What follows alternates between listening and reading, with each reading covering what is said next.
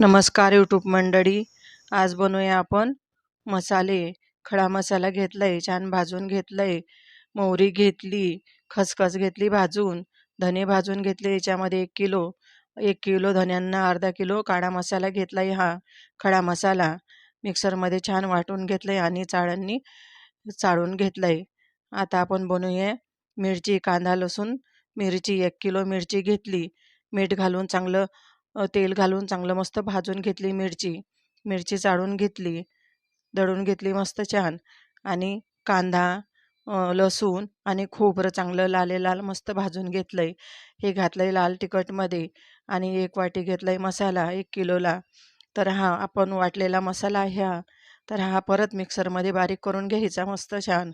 आणि छान मस्त लाल लाल होतो. हा बघा मस्त झालाय आपला मसाला. मिक्स मसाला तयार झालाय. चला लाईक आणि तोपर्यंत सबस्क्राईब करायला विसरू बाय. नका.